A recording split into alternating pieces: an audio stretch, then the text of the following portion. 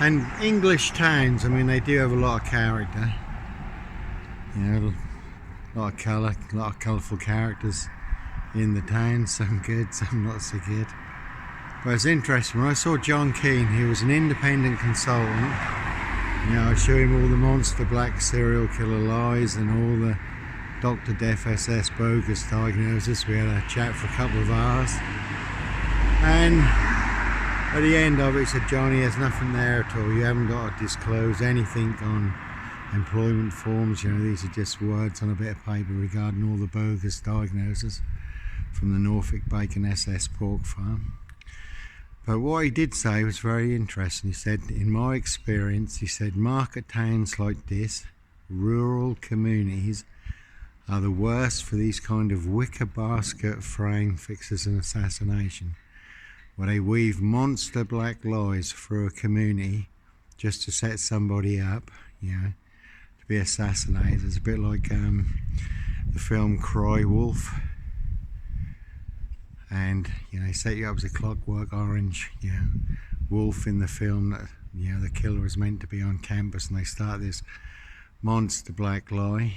And that's very often the case. You know, some people will do it for fun, some people will do it for the hell of it, but some people have a far more sinister motive, and that is for you to take a big hit. I mean, if they set you up as a Red Car Michael Dunn, Michael Sandringham serial killer, paedophile, rapist, ripper, black wizard, terrorist, though never the case 39 on all accounts, Africa, Dis and Norwich or Sandringham, you know, they know that will get you done in. And there's plenty of people who will do their dirty work. I mean, I got death threats of a price on my frame fixed head, and a big surprise, you know, I will not see coming.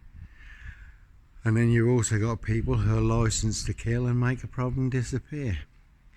You know, I had death threats and bullets left on my pizza van and empty gun cartridges, and, you know, Eastern Europeans and Dis giving me the big evils because they have been fed this big monster black lie.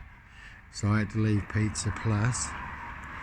And Dis police come round, obviously saw all the death threats and voicemails and texts and so forth. And they said, oh, Johnny, have you seen, even though it's a big police frame, but this SS police, Norfolk Bacon SS, Simon Bailey don't cry on his blonde host plainclothes lover and her partner, Shave Eternal Burston, Royal Mail Postie assassins, all Dis council crony spies and informers, pushing this big monster bluff porcupine serial killer lie around Dis. They want everyone to believe it's true. But the police said to me, Johnny, if you see anything suspicious, right, you know, then phone 101.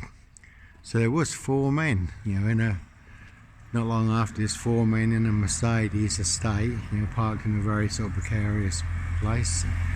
Put me in a bit of a situation. So I did phone 101. I couldn't phone 999 because I hadn't got out of the car.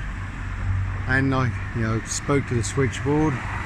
Said, you know, I'm Johnny Botwright, this is why I'm calling. You know, can Dis police come out and just check out who these men are? You know, run the registration number. And she said, okay, I'll put you through to Norfolk Police Headquarters, you know, control room. And the phone was ringing for about, you know, over 10 minutes, probably about 12 minutes. And then these men got a phone call, probably tipped off that I was phoning them in.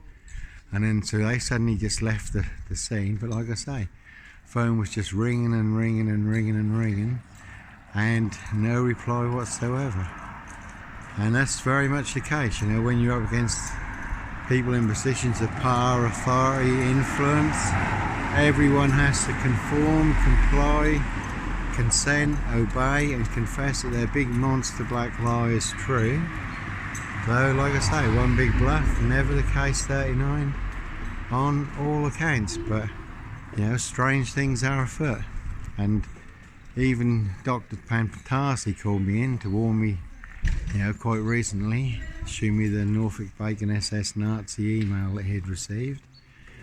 You know, big collaboration with Groundswick Crown Chicken managers, Quattro Agency, setting me up as the big serial killer at Weybridge. You know, cost me my job on nights and then on days, and the big monster lies going around you know, crown chicken, and they wanted to put me in a black crown chicken box, a precision engineered chicken cage, and send me to the Brunswick Norfolk Bacon SS pork farm, throw away the key, or get my throat slit like a chicken's neck, you know, in this big Brunswick cutting room, police collaboration, Quattro agency cutting room jigsaw trap. And I say, you working with over 200 Eastern Europeans, and they start getting fed that I was responsible for the death of a 17-year-old Eastern European girl found dead on the Royal Sandringham estate on New Year's Day, because I was staying in a disused beach hut at Heacham, 7 miles away from Sandringham. But no ABC murders,